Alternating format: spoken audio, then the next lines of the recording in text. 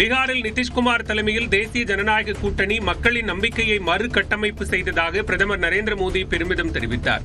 சிதாமர்ஹி என்னும் இடத்தில் தேர்தல் பிரச்சார பரப்புரை கூட்டத்தில் பேசிய அவர், தொழில் முதலீட்டாளர்கள் பீகாரில் முதலீடு செய்ய ஆர்வத்தோடு காத்திருப்பதாக கூறினார். சிலர் ஆற்றில் குளித்து பீகாரை மூழ்கடிக்க முயற்சிக்கிறார்கள் என ராகுல் காந்தி ஆற்றில் நீச்சல் அடித்ததை மறைமுகமாக மோடி விமர்சித்தார். एनडीए सरकार ने बिहार का टूटा हुआ भरोसा लौटाया है. நாடாளுமன்ற குளிர்கால கூட்டத்தொடர் வரும் டிசம்பர் 1ஆம் தேதி முதல் 19ஆம் தேதி வரை நடைபெறும் என்று அறிவிக்கப்பட்டுள்ளது. இதுகுறித்து தனது எக்ஸ் பக்கத்தில் பதிவிட்டுள்ள நாடாளுமன்ற விவகாரத்துறை அமைச்சர் கிரண் ரிஜிஜு, ஆக்கப்பூர்வமான அர்த்தமுள்ள கூட்டத்தொடரை எதிர்நோக்குவதாக தெரிவித்துள்ளார். இந்த கூட்டத்தொடரில் வாக்காளர் பட்டியல் சிறப்பு தீவிர திருத்தம், ஹரியானா, மகாராஷ்டிராவில் வாக்கு திருட்டு குற்றச்சாட்டுகள் குறித்து எதிர்க்கட்சிகள் குரல் எழுப்பும் என்று எதிர்பார்க்கப்படுகிறது. முதலமைச்சராகும் கனவில் சிலர் கட்சி தொடங்கியுள்ளதாக முதலமைச்சர் மு.க. ஸ்டாலின் விமர்சனம் செய்தார். சென்னை வள்ளுவர் கோட்டத்தில் வரும் 16ஆம் தேதி வரை நடைபெறவுள்ள முற்போக்கு புத்தக கண்காட்சியை தொடங்கி வைத்து பேசிய அவர், இந்தியாவை போற்றும் இயக்கமாக திமுக உள்ளது என்றார். திமுகவை போல வெற்றி பெற திமுகவை போல் உழைப்பும் அறிவும் தேவை என்றும் முதலமைச்சர் தெரிவித்தார். ஏதோ கட்சியை தொடங்கணும், அடுத்த முதலமைச்சர் நான் தான் அறிவிச்சோம்னு நாம் ஆட்சிக்கு வரல. கழகத்தோட தலைவர்கள் இருந்து கடைகோடி தொண்டர் வர சுற்றி சுழன்று பணியாற்றினாங்க. 18 ஆண்டுகள் உயிரை கொடுத்து ஒவ்வொருத்தரும் உழைச்சாங்க. இந்த வரலாறு பற்றி எல்லாம் தெரியாத சிலர் நம்மை மிரட்டி பார்க்கிறாங்க. திமுகவை திருட்டுத்தனமாக குறுக்கு வழியில் வீழ்த்தவே வாக்காளர் பட்டியல் திருத்தம் என முதலமைச்சர் மு.க. ஸ்டாலின் குற்றம் சாட்டியுள்ளார். சென்னை வள்ளுவர் கோட்டத்தில் முற்போக்கு புத்தக கண்காட்சியை தொடங்கி வைத்து பேசிய அவர், வாக்காளர் பட்டியல் திருத்தத்துக்கு எதிராக தொடர்ந்து போராடுவோம் என்று கூறினார். கொள்கை ரீதியா திமுகவை வீழ்த்த முடியாத காரணத்தால் தான் இப்போ திருட்டுத்தனமா குறுக்கு வழியில வீழ்த்த முடியுமான்னு முயற்சி பண்ண பாக்குறாங்க. அதுதான் எஸ்ஐஆர். தேர்தல் ஆணையம் எஸ்ஐஆர் பணிகளை தொடங்கிட்டாங்க. இதுக்கு எதிராக சட்ட ரீதியாகவும் அரசியல் ரீதியாகவும் நாம் போராடிக்கிட்டு இருக்கோம், போராட போறோம். 2026ஆம் ஆண்டு அதிமுக உறுதியாக ஆட்சி அமைக்கும் என அதிமுக பொதுச் செயலாளர் எடப்பாடி பழனிசாமி தெரிவித்துள்ளார். அதிமுகவின் 54வது தொடக்க விழாவை ஒட்டி சேலம் மாவட்டம் ஓமலூரில் பொதுக்கூட்டம் நடைபெற்றது. அதில் பங்கேற்று பேசிய எடப்பாடி பழனிசாமி, ஜெயலலிதா மறைவுக்கு பிறகு அதிமுக பல்வேறு சோதனைகளை சந்தித்தது என்றார். 2026 சட்டமன்ற தேர்தலும் அதிமுக பெரும்பான்மையான இடங்களிலே வெற்றி பெற்று ஆட்சி அமைக்கும்.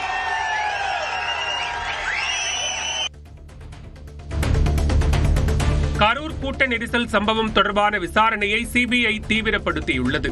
தாவேக தலைவர் விஜய் பரப்புரையின் போது கரூரில் கூட்ட நெரிசலில் சிக்கி 41 பேர் உயிரிழந்த சம்பவத்தில் சிபிஐ தீவிர விசாரணை மேற்கொண்டு வருகிறது. இதனிடையே தாவேக கரூர் சம்பவம் தொடர்பான வீடியோ ஆதாரங்களை சிபிஐயிடம் ஒப்படைத்தது. சென்னையில் ஆபரண தங்கத்தின் விலை மீண்டும் ஏறுமுகமாகி சவரனுக்கு 240 ரூபாய் அதிகரித்துள்ளது. தொடர்ந்து ஏறுமுகமாகி உச்சத்தில் இருந்த தங்கம் விலை தீபாவளிக்கு பிறகு ஏற்ற இறக்கத்துடன் காணப்பட்டது. இந்நிலையில் சென்னையில் மீண்டும் ஒரு சவரன் 240 ரூபாய் அதிகரித்து 90,400 ரூபாய்க்கு விற்பனையாகிறது. 1 கிராம் தங்கம் 11,300 ரூபாயாக நிர்ணயம் செய்யப்பட்டுள்ளது. வெள்ளியின் விலை எந்தவித மாற்றமும் இன்றி 1 கிலோ 1,65,000 ரூபாய்க்கு விற்பனையாகிறது. கன்னியாகுமரி, நெல்லை, தென்காசி, தூத்துக்குடி மாவட்டங்களில் இன்று கனமழை பெய்ய வாய்ப்புள்ளதாக சென்னை வானிலை ஆய்வு மையம் தெரிவித்துள்ளது. மன்னார் வளைகுடா மற்றும் அதனை ஒட்டிய குமரிக்கடல் பகுதிகளின் மேல் வளிமண்டல மேலடுக்கு சுழற்சி நிலவி வருகிறது. இதேபோன்று தமிழ்நாடு பகுதிகளின் மேலும் ஒரு வளிமண்டல கீழடுக்கு சுழற்சி நிலவுவதாக வானிலை மையம் தெரிவித்துள்ளது. சென்னையில் ஒரு சில பகுதிகளில் இன்று இடி மின்னலுடன் கூடிய மிதமான மழை பெய்யும் என வானிலை ஆய்வு மையம் கணித்துள்ளது. தேனி மாவட்டத்தில் வைகை அணையிலிருந்து மதுரை மாவட்டத்தில் உள்ள பூர்வீக பாசன பகுதிகளுக்கு தண்ணீர் திறக்கப்பட்டுள்ளது. வைகை அணையிலிருந்து ராமநாதபுரம், சிவகங்கை மற்றும் மதுரை ஆகிய 3 மாவட்டங்களில் உள்ள பூர்வீக பாசன பகுதிகளுக்கு கடந்த அக்டோபர் 27 முதல் வரும் நவம்பர் 13 வரை நீர் திறக்க நீர்வளத்துறை உத்தரவிட்டது.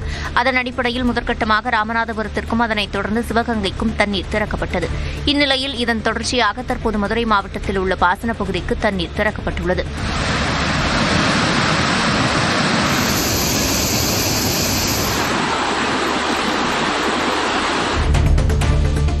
வார விடுமுறையொட்டி கன்னியாகுமரி மாவட்டம் திருப்பரப்பு அருவியில் குவிந்த சுற்றுலா பயணிகள் அருவியில் குளித்து மகிழ்ந்தனர். கன்னியாகுமரியில் கடந்த சில நாட்களாக கனமழை பெய்ததால் கோதையாற்றில் வெள்ளப்பெருக்கு ஏற்பட்டது. இதனால் திருப்பரப்பு அருவியில் குளிக்க தடை விதிக்கப்பட்டது.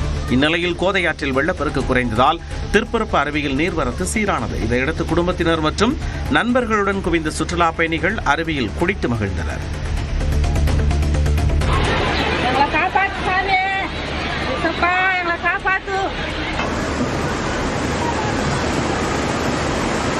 தமிழக எல்லை அருகே ஆந்திர மாநிலத்தில் ஏரி உடைப்பட்டு வெளியேறிய தண்ணீரை பார்த்து பொதுமக்கள் அலறிய காட்சிகளே இவை. பிச்சாட்டூர் அருகே ராயலசெருவு ஏரியில் திடீரென உடைப்பு ஏற்பட்டது. ஏரியில் இருந்து வெளியேறிய தண்ணீர் அருகில் உள்ள பகுதிகளில் இரு குடியிருப்புகளை சூழ்ந்தது. தரைதளத்தில் இருந்த பொதுமக்கள் அனைவரும் மொட்டை மாடிகளில் தஞ்சமடைந்த நிலையில் 500க்கும் மேற்பட்ட கால்நடைகள் வெள்ளத்தில் சிக்கி இறந்தன.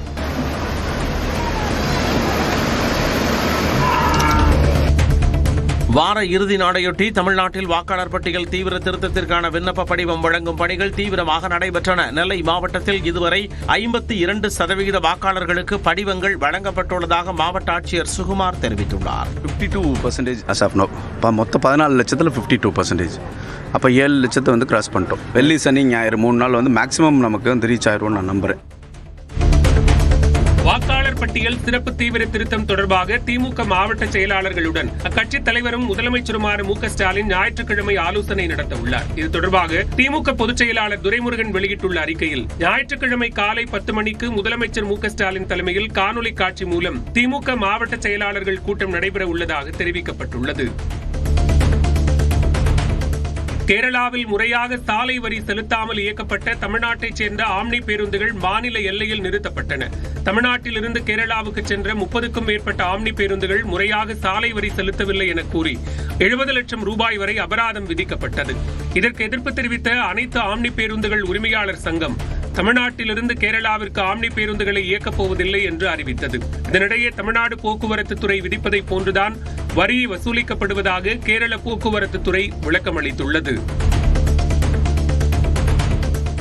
திருச்செந்தூர் சுப்பிரமணிய சுவாமி கோவில் கடற்கரையில் இரவு நேரங்களில் பக்தர்கள் தங்குவதற்கு தடை ஏதும் இல்லை என காவல்துறை விளக்கம் அளித்துள்ளது. கடற்கரையில் இரவு 10 மணி முதல் பக்தர்கள் தங்குவதற்கு தடை உள்ளதாக செய்தி வெளியானது. இதற்கு மறுப்பு தெரிவித்துள்ள தூத்துக்குடி மாவட்ட காவல்துறை, கடற்கரையில் இரவு நேரங்களில் பக்தர்கள் தங்குவதற்கு தடை ஏதும் இல்லை என்றும் மழை நேரங்களில் மட்டும் சில கட்டுப்பாடுகள் விதிக்கப்படுவதாக கூறியுள்ளது. எந்த விதத்திலும் உருவகேலியை ஏற்றுக்கொள்ளக் கூடாது என தெரிவித்துள்ள நடிகை கௌரி கிஷன் தனக்கு ஆதரவு கொடுத்தவர்களுக்கு நன்றி தெரிவித்துள்ளார். அதர்ஸ் திரைப்படத்தின் பத்திரிகையாளர் சந்திப்பின் போது யூடியூபர் தனது உடல் எடை குறித்து எழுப்பிய கேள்விக்கு நடிகை கௌரி தகுந்த பதிலடி கொடுத்தார். இந்நிலையில் இந்த சம்பவம் குறித்து அவர் வெளியிட்டுள்ள அறிக்கையில், ஒரு கலைஞராக கேள்விகளுக்கு ஆளாக்கப்படுவது தன் தொழிலின் ஒரு பகுதிதான் என்றாலும் ஒரு நபரின் உருவம் குறித்து பேசுவது தேவையற்றது என்று குறிப்பிட்டுள்ளார். ரஜினிகாந்தின் சகோதரர் சத்யநாராயணவுக்கு திடீரென மாரடைப்பு ஏற்பட்டதால் பெங்களூருவில் உள்ள மருத்துவமனையில் அனுமதிக்கப்பட்டார். அவருக்கு மருத்துவமனையில் தீவிர சிகிச்சை அளிக்கப்பட்டு வருகிறது. இதையடுத்து தனது சகோதரர் சத்யநாராயணாவை சந்திக்க நடிகர் ரஜினிகாந்த் பெங்களூரு விரைந்தார். மருத்துவமனைக்கு நேரில் சென்ற ரஜினி தனது சகோதரரிடம் உடல்நலம் குறித்து விசாரித்தார். தன்னுடைய அழைப்பை ஏற்று இல்லத்திற்கு வருகை தந்த முதலமைச்சருக்கு நடிகரும் எம்பியுமான மக்கள் நீதி மய்யம் கட்சியின் தலைவர் கமல்ஹாசன் நன்றி தெரிவித்துள்ளார். இது தொடர்பாக தனது எக்ஸ் பக்கத்தில் அவர் வெளியிட்டுள்ள செய்தியில், 3 தலைமுறைகளாக முத்தமிழறிஞர் உடனான உறவு நெருக்கம் கொண்டது என்றும், முதலமைச்சர் துணை முதலமைச்சர் என குடும்பத்தோடு வந்திருந்து விருந்தில் பங்கேற்றதற்கும் நன்றி என்றும் கூறியுள்ளார். தன்னையும் தனது சகோதரர் சாருஹாசனையும் முதலமைச்சர் கௌரவப்படுத்தியிருப்பதாகவும் அதில் அவர் குறிப்பிட்டுள்ளார். வன்னியர்களுக்கு இடஒதுக்கீடு கோரி அனைத்து மாவட்டங்களிலும் பாமக சார்பில் நடைபெறவிருந்த போராட்டம் ஒத்திவைக்கப்பட்டுள்ளது. அடுத்த மாதம் 5ஆம் தேதிக்கு பதிலாக 12ஆம் தேதி நடைபெறும் என்று பாமக நிறுவனர் ராமதாஸ் அறிவிப்பு வெளியிட்டுள்ளார். சென்னை கிழக்கு கடற்கரை சாலை அக்கரையில் உள்ள நடிகை ஸ்ரீதேவியின் மகள் ஜான்வி கபூர் வீட்டிற்கு வெடிகுண்டு மிரட்டல் விடுக்கப்பட்டதால் பரபரப்பு நிலவியது. டிஜிபி அலுவலகத்திற்கு இமெயில் மூலம் மிரட்டல் விடுக்கப்பட்டது. இதனையடுத்து சென்னை காவல் ஆணையர் அலுவலகத்திலிருந்து மோப்பநாயுடன் சென்ற வெடிகுண்டு நிபுணர்கள் சோதனையில் ஈடுபட்டனர். மயிலாடுதுறையில் பள்ளி மாணவர்கள் சென்ற பேருந்தை போதையில் தாக்கிய 3 இளைஞர்களில் ஒருவர் கைது செய்யப்பட்டார். அரசலங்குடி கிராமத்தில் பள்ளி மாணவர்கள் வாகனத்தை போதை இளைஞர்கள் வழிமறித்து ரகளையில் ஈடுபட்டனர். இதனையடுத்து பேருந்தின் கண்ணாடியில் கல்வீசி தாக்கியதால் அச்சத்தில் மாணவர்கள் அலறினர். இந்த காட்சிகள் வெளியான நிலையில் 3 பேரையும் பிடிக்க தனிப்படைகள் அமைக்கப்பட்டன. இந்த சூழலில் எடுத்துக்கட்டி கிராமத்தைச் சேர்ந்த தாமரை செல்வன் என்பவரை போலீசார் கைது செய்தனர். மேலும் தலைமறைவாக உள்ள 2 பேரை தேடும் பணியில் போலீசார் ஈடுபட்டு வருகின்றனர். கோவையில் தங்கள் பெயரிலேயே cleaning powder, bleaching powder order செய்து அதற்கு பதிலாக லேப்டாப், ஐபோன்களை அனுப்பி நூதன திருட்டில் ஈடுபட்ட பிளிப்கார்ட் ஊழியர்கள் 7 பேர் கைது செய்யப்பட்டனர். ஒத்தக்கால் மண்டபத்தில் உள்ள பிளிப்கார்ட் நிறுவன முனையத்தில் இருந்து அனுப்பப்பட்ட பார்சல் ஒன்று திரும்பி வந்தது. அதனை பிரித்து பார்த்தபோது உள்ளே லேப்டாப் இருந்தது. இதையடுத்து நிறுவனத்தில் இருந்த சிசிடிவி காட்சிகளை ஆய்வு செய்தபோது அங்கே பணியாற்றிய 7 இளைஞர்கள் மோசடியில் ஈடுபட்டதும் இதுவரை 10 லட்சம் ரூபாய் மதிப்பிலான பொருட்களை திருடி உள்ளதும் கண்டுபிடிக்கப்பட்டது. திருப்பூர் மாவட்டம் பல்லடம் அருகே நிலப்பிரச்சினை தொடர்பாக 2 தரப்பினர் மோதிக்கொண்ட சம்பவத்தின் சிசிடிவி காட்சிகள் வெளியாகி பரபரப்பை ஏற்படுத்தியது.